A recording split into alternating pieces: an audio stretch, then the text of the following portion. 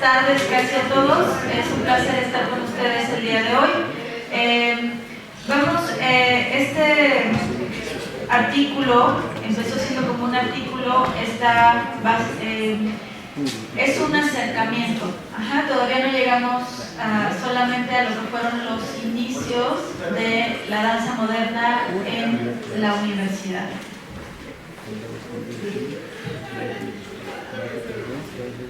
Es titulado Origen de la danza moderna en Puebla, como parte de las nuevas propuestas emergentes de los 70s en la Benemérita Universidad Autónoma de Puebla.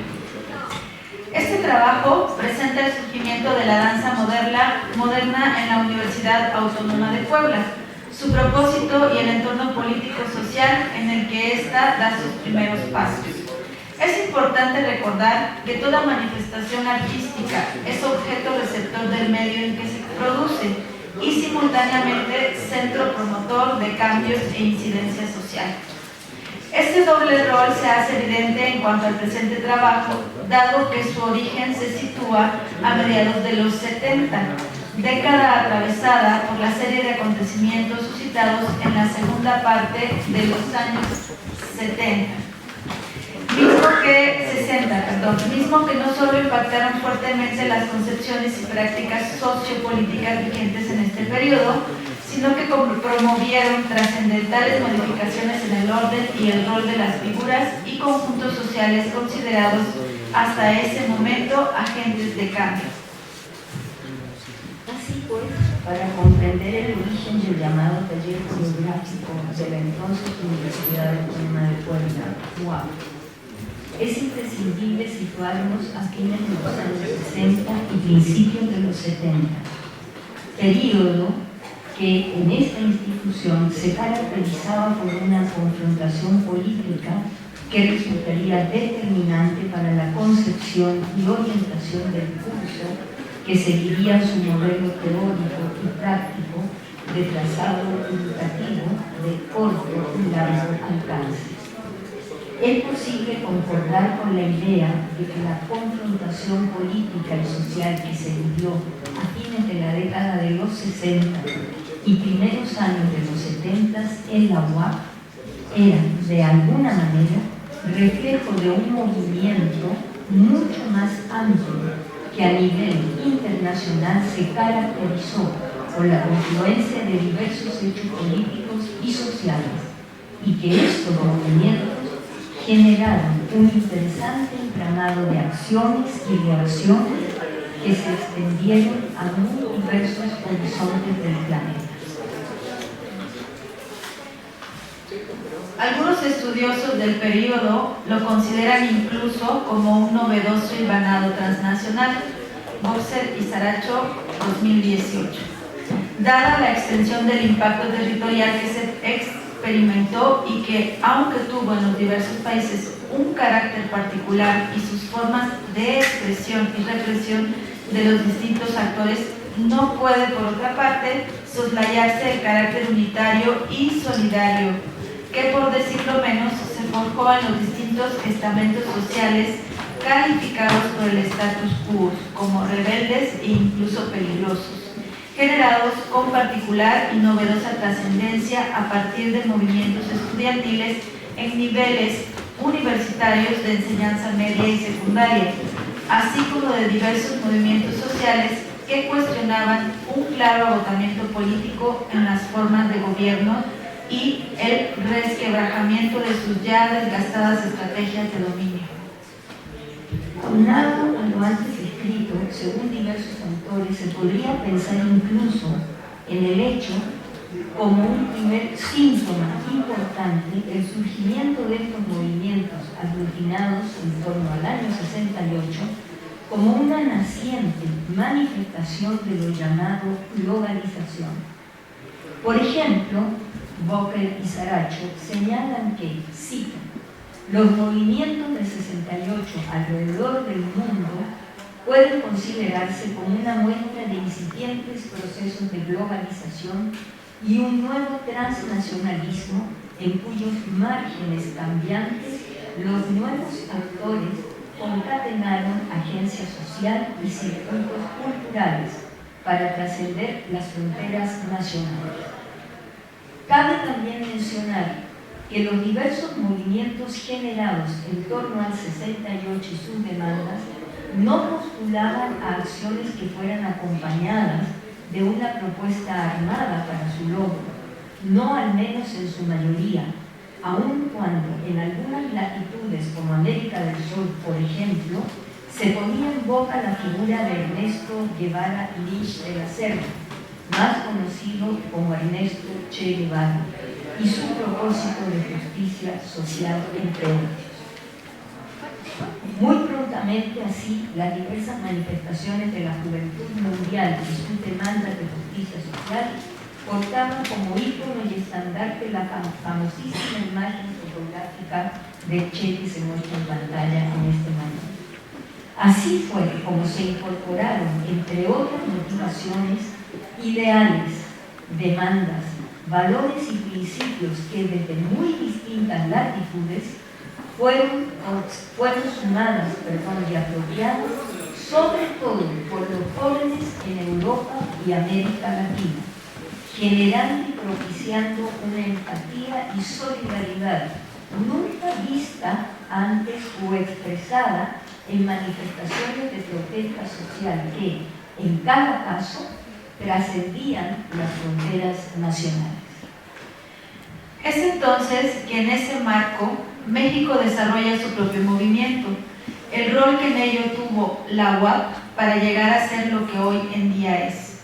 En 1961, al interior de la UAP se inicia el movimiento de reforma universitaria, que demandaba la democratización de la universidad, respeto a la autonomía universitaria, independencia respecto a la iniciativa privada, el clero y el Estado, modernización y desarrollo académico. En el mismo año, y siguiendo la ideología del movimiento de reforma universitaria, los estudiantes se solidarizan con la Revolución Cubana, generando un movimiento de apoyo a la misma. Cito, Márquez, 1998, expresa que entre el 25 de abril y el 30 de agosto de 1961, el mosaico de fuerzas interactuantes en el cuerpo social toma partido y se polariza. La universidad se convierte en caja de resonancia de la sociedad y sus conflictos. Esta situación genera una doble lucha. Se trata de transformar el mayor centro de estudios estatal, pero también de definir las relaciones legítimas de este con los actores y fuerzas sociales circundantes y el Estado. Para 1968, paralelamente a las protestas estudiantiles que dieron lugar a los trágicos acontecimientos de Tlatelolco, los 19avos Juegos Olímpicos tienen como sede la Ciudad de México. En el programa de actividades deportivas también hay una serie de actividades culturales en las que se presentaron figuras relevantes de la danza a nivel nacional e internacional. Para este momento, los hacedores de la danza nacional tenían una fuerte evolución en el área de la coreografía y trabajaban por el ideal de un desarrollo técnico y estético. Para 1969, en la UAP, al existir un número muy grande de rechazados en el ingreso a nivel medio superior por la falta de cupo en la universidad, los estudiantes organizados en comités de lucha, juntamente con aspirantes y padres de familia, conforman la Preparatoria Popular Emiliano Zapata para atender a los aspirantes rechazados. Su planta docente se integra de personal titulado, pasantes y estudiantes de las diversas carreras de la universidad, los cuales no recibían salario, pero creían que la universidad tenía una responsabilidad social a la cual responder, y esta responsabilidad también correspondía a la de dar una educación en la que hubiese contacto con el arte y la cultura, para la sensibilización de los estudiantes y la sociedad en sí. Cito, es así que esta preparatoria es el lugar en donde se empieza a sembrar el compromiso de llevar a la gente actividades culturales y producción artística gratuita. Rosa María Avilés, Comunicación Personal, 24 de diciembre de 2021. Hacia 1972, el rector de la UAP de ese momento, Martín Carvajal Sayo, crea el Departamento de Extensión Universitaria y Servicio Social, nombrando a Enrique Cabrera Barroso jefe del departamento, quien propició entonces las brigadas de servicio social interdisciplinarias. Posterior a este, en 1973, el rector Sergio Flores Suárez empieza a atraer artistas diversos, propiciando la existencia de un movimiento cultural en la universidad, siendo entonces que se hace latente la necesidad de ampliar este movimiento ahora desde el interior mismo de la universidad. En este punto, el rector Sergio Flores Suárez, conjuntamente con Rosa María Avilés, quien fue una de las participantes en la creación y enseñanza de la Preparatoria Popular Emiliano Zapata, y Eugenio Flores, organizan el primer grupo de danza con gente que tenía algo de estudios en danza clásica o gente con mucha facilidad o habilidad para la danza, pero que no se dedicaban exclusivamente a esta actividad. Es Comunicación Personal con Rosa María Avilés, 24 de diciembre de 2021.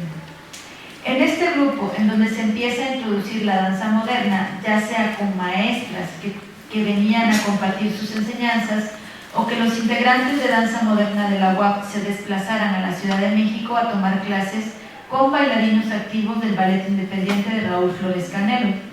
Este fue el germen de la danza en la UAP, con mucho amor al arte y la convicción de iniciar grupos de danza en la universidad como parte del compromiso social de la misma y como un ejercicio de colectividad, de dar y recibir aprendizajes del arte del movimiento. Rosa María Avilés, 24 de diciembre de 2021.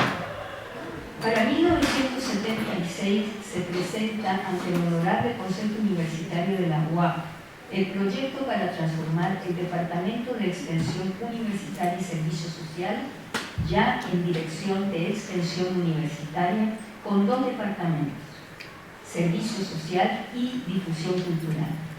Al respecto, Calderón 2003 expresa que con este pensamiento renovador se une el entusiasmo y mística de un gran sector universitario, convencidos que para conservar la actitud crítica de la universidad era necesario realizar cambios sustanciales en las estructuras de la misma para convertirla realmente en un centro de investigación y enseñanza de todos los campos del saber y proveer una formación integral, humana y técnica a quienes la componen. Es así como en 1975, en medio de la situación política y social que se experimentaba en ese periodo y de la cual ya hemos comentado anteriormente, la UAP invita a destacados profesionales de la danza moderna, a la destacada profesional de la danza moderna Sara Pardo, con el propósito de proponer y poner en marcha un primer proyecto para iniciar actividades en el ámbito de la danza moderna, bajo el amparo del entonces Departamento de Extensión Cultural.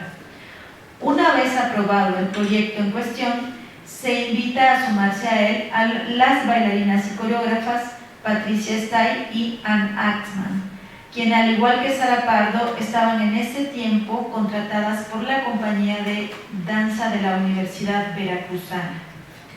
El objetivo central del señalado proyecto era difundir la danza moderna en un estado donde se arrancaba como actividad pionera sin precedentes. No existía un espacio asignado por la institución para la realización de las actividades necesarias, tales como entrenamiento, montajes y ensayos diarios. Así fue como el arranque de este taller coreográfico implicó una situación de nomadismo, es decir, de andar de un lugar a otro, que se prolongó durante casi un año. Se trataba cada día de descubrir algún espacio que en el edificio carolino pudiera permitir caer y recuperarse, girar y saltar, así como realizar el trabajo de piso propio de algunas técnicas, sin que el costo impactara muy negativamente el cuerpo de estas bailarinas, no acostumbradas a permanecer descalzas durante horas en el frío cemento de alguno de sus patios o pequeñas salas de las catacumbas, que son las que se ven allí, o en pleno sol en el calentamiento con el calentamiento subsecuente del piso. Allí es donde se ensayaba o se hacían clases. Sin embargo, por una parte, el entusiasmo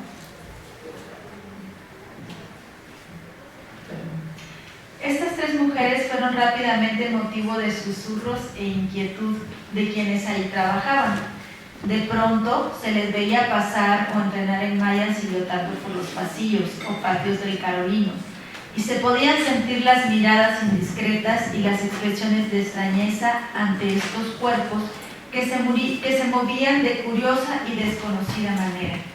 Sin embargo, por una parte, el entusiasmo, que era la mejor característica del señalado trío, y por la otra, la disposición de los trabajadores y alumnos universitarios, permitió que prontamente esta situación se transformara en una especie de convocatoria, que en un extraño juego de silencio a voces se extendió a las escuelas que rodeaban al Carolino y más allá, y que abarcaron todas las ramas del conocimiento que entonces se desarrollaban en la UAP.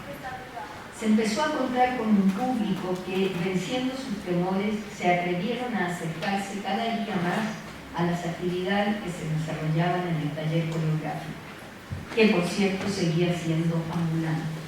Pero no solo se trató de los jóvenes alumnos universitarios, también las secretarias y profesores de las distintas áreas de escuelas se acercaban en sus momentos de descanso y prácticamente todas empezaron a solicitar poder participar activamente de las actividades de dicho taller, incluyendo el alumnado de karate, que entonces se entrenaba en el gimnasio del edificio Carolino.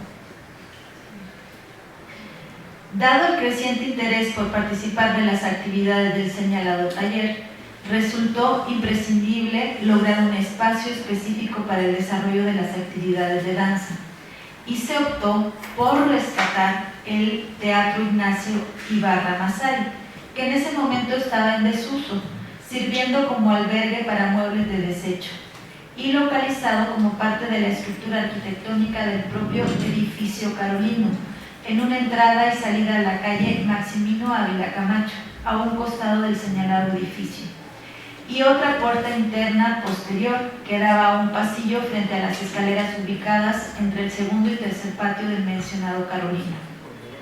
Fue una labor complicada, lijar el piso a mano, derratizar, sacar todo lo inservible y trasladarlo de más a otros lugares, rehabilitar el subsuelo escénico, que se trataba de un escenario triple o giratorio, y recuperar los pequeños camerinos para uso diario. Se contó con el apoyo incondicional de quienes conformaron la primera generación de alumnos, quienes a la par de las tres bailarinas trabajaron incansablemente en esta labor. De esta recuperación de espacio hay muchas anécdotas, pero baste con señalar que aún durante algún tiempo, clases o ensayos había que salir huyendo de unas ratas que parecían conejos por su tamaño y que por supuesto provocaban una veloz huida de quienes ahí se encontraban. Así fue como, antes de un año, se estaba dando clases a un número creciente de personas que superaron rápidamente los 200 y que se atendían diariamente en horarios que empezaban a las 8 de la mañana y terminaban a las 8 de la noche. Durante este horario se impartían distintos niveles, se entrenaban a las bailarinas, se creaban y ensayaban las obras para tener siempre dispuesto un programa para ser escenificado. De manera particular se desarrolló una clase en horario específico para las secretarias que laboraban en el edificio Carolino, teniendo así asistentes de tesorería, del Departamento de Atención Escolar, del Departamento de Extensión Universitaria y de las demás dependencias que allí desempeñaban sus labores. Sin pretenderlo, fue la mejor forma de lograr un extraordinario apoyo de todo el entorno laboral. Esta pronta identificación con la danza moderna aplicada a la expresión y sensibilidad corporal trascendió el espacio y la experiencia física y expresiva, promoviendo rápidamente en un grupo que se fue ampliando prontamente el incremento de la autoestima y cuidado de la salud, aspectos que modificaron la vida de muchas de las compañeras secretarias asistentes, quienes así se transformaron en las mejores defensoras del taller coreográfico y que atesoran dicha experiencia como inolvidable aún hoy en día. También se estableció contacto con el sindicato de la UAP, entonces SUNTUAP. El vínculo generado con esta organización rebasó con mucho la afiliación de las bailarinas, produciéndose una gran empatía de concepciones políticas que permitieron y promovieron una amplia y constante participación escénica en cada concentración, marcha y convocatoria que el señalado sindicato realizaba y que se producían con mucha frecuencia. En medio de vítores, aplausos y cantos realizados masivamente, el taller coreográfico adquirió una popularidad sin precedentes en ninguna otra manifestación escénica de la UAP, logrando además contribuir significativamente con la identidad que se buscaba generar en la comunidad universitaria. A estas presentaciones se sumaron grupos musicales y cantantes que en lo general se identificaban con la llamada nueva canción latinoamericana, que se caracterizaba por desarrollar en sus propuestas temáticas contenido crítico al sistema imperante y se identificaba con los movimientos de grupos de izquierda, mismos que contaban con destacados compositores, músicos y grupos vanguardistas de activa participación política. Al cabo de 1 año y medio aproximadamente, el taller coreográfico se había vuelto por sí mismo poseedor de una gran capacidad de convocatoria para la asistencia de un público cada vez más interesado en la forma de expresión y los contenidos de las obras. La primera generación formada en el taller coreográfico se integró posteriormente a distintas obras a los casi 2 años de iniciado este. El incremento de participantes en escena permitió la ampliación de las posibilidades creativas y de presentaciones de manera notoria, lo cual redundó en un posicionamiento aún mayor de las actividades que en él se desarrollaban. De esta primera generación, varios de sus integrantes se dedicaron de manera definitiva a la danza, algunos permaneciendo en la propia universidad y otros trasladándose, por ejemplo, a la Ciudad de México para incorporarse o a formar nuevos grupos de larga vida en los escenarios mexicanos. Por ahora es todo en la primera parte. Muchísimas gracias y estamos puestas si alguien quiere hacer una pregunta o algún comentario. Gracias.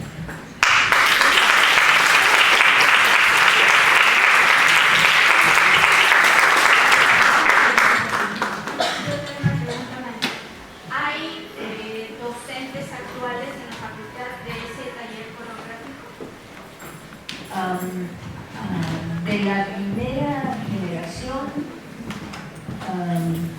que haya estado aquí en la facultad. Sí, la maestra María Ernesto Camión, que actualmente está en el Instituto de Ciencias Sociales y Humanidades, la maestra Cecilia Hernández Huerta, que se jubiló, el profesor Roberto Quintonero, que también se jubiló. Creo que básicamente son ellos. Bueno, ¿Alguna pregunta a alguien? Bueno, pues muchísimas gracias. Perdón. En esta parte de trayectoria que se ha dado, ¿usted cree que es lo que más podría ser la facultad? ¿Podría ser un poco más de acuerdo a la visión con la que iniciaron ustedes cuando empezaron con estos movimientos a motivarse entre ustedes en su misma generación? ¿Usted cree que de alguna manera está la facultad completamente freno a los objetivos que tenían cuando se inició? ¿O cree que se podría ser más? Yo creo que han cambiado muchas cosas, ¿no? Digamos, incluso nuestra universidad ha cambiado muchas cosas. A raíz de una entrevista hace pocos días, dije, porque me preguntaron, que una de las cosas que yo pensaba que debería recuperar nuestra institución es su carácter humanista. Creo que de pronto hemos sido muy duramente atravesados por el sistema sociopolítico económico que impera, no solo en México, sino en el mundo entero. Y es un sistema bastante deshumanizante. Yo diría que es casi el polo opuesto a cuando se generaron estos movimientos de los que han hablado los anteriores exponentes. Había una profunda preocupación por el desarrollo de lo humano en el ser humano.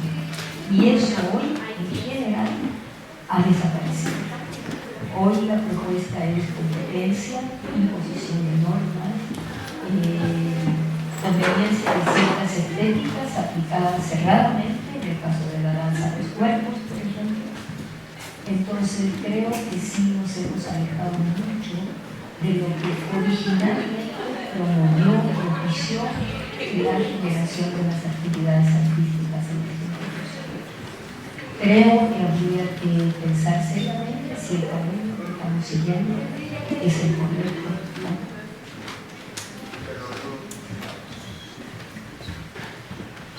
¿Alguna otra pregunta? Maestra, perdón. ¿Han pensado en organizar de alguna forma, hacer un reconocimiento a todos y a todas las maestras que han estado participando en la formación de esta escuela, de este colegio de danza? ¿Se tiene una memoria histórica de todos los que han participado, o por lo menos de la mayoría? No, maestro. Nosotros no. O sea, digamos, eso le correspondería a la institución. Yo sé de muchos colegas que estarían dispuestos a colaborar para la recuperación de la memoria, pero en realidad no es un rol nuestro hacer homenajes a nadie. No, en todo caso hay personas, creo yo, a las que la institución les debe un sincero homenaje, que trascienda incluso los espacios de nuestra propia facultad, pero no es nuestro rol. Sí hay disposición a recuperar la memoria siempre. Lo pregunto porque yo digo que ahorita que estamos en vida hay que reconocer a la gente que ha estado trabajando, porque ya después de que no estén acá no tiene caso. No hay que ser ingratos con todos ustedes que han sido nuestros maestros y que, bueno, han dado su vida por la universidad y vale la pena, bueno, hacer un pequeñito aunque sea, pero regresar algo de lo mucho que se han dado. Nada más han dado su vida porque esto funcione. Gracias. Mira, hay una tendencia que tiene que ver con el concepto de modernidad que elimina la memoria, se sitúa solo en el presente. Y en verdad, según grandes estudiosos, si no conocemos nuestro pasado, no tenemos un presente. Y mucho menos podríamos hablar de un futuro. Pero es una tendencia, el reconocimiento al pasado es una tendencia importante. Querer borrar lo que pasó. Porque el sistema hay cosas que no le convienen, ¿no? Los pasos que se han dado en adelante después de tener un polo como el que se tuvo, o un taller capaz de congregar a 1000 personas en el Zócalo, obviamente no es conveniente al proceso social, político que hoy se vive con estos gobiernos, ¿no? Entonces, lo que tú preguntas es resultado de esta tendencia de borrar el pasado. No es solo en esto, se vive en muchos países y es una tendencia muy fuerte a creer que solo el presente importa y ver el futuro como un abismo, lo cual ha generado en muchos jóvenes la sensación de incertidumbre difícil a veces de trazar, ¿no? Entonces, yo sí creo que hay que recuperar, creo que la memoria es importantísima. Nosotros no podríamos existir si no tuviéramos memoria. Lo que arroja el Alzheimer está claro. Entonces, el Alzheimer social es real.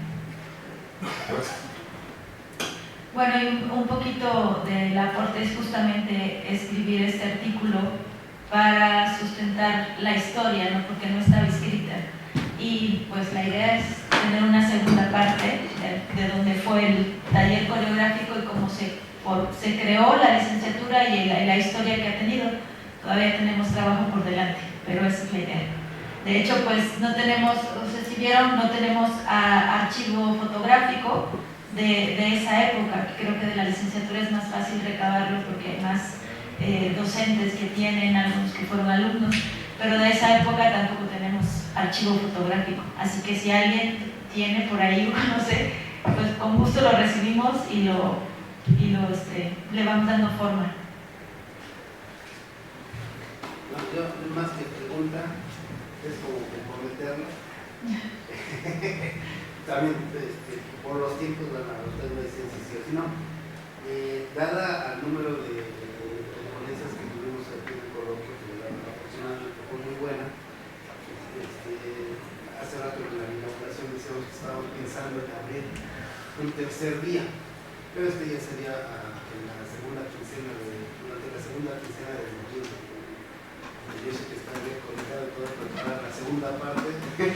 Quisiera comprometerles a ver si, como para formar parte, porque sí hemos tenido, hay maestros que dicen, no, ya me quedo, pero no me dio tiempo, pero estamos pensando, de hecho ya hasta lo iniciamos, va a salir mucho de hablar, pero ojalá si les da tiempo les está ahí abierta la puerta para esta tercera, será más adelante, sí. Pero si da tiempo, pues adelante. Yo creo, no lo hemos hablado, pero es que para nosotros es súper importante desarrollar esta historia considerando todo el entorno político, social, económico, porque el arte forma parte de la sociedad, no es un ente aislado por ahí.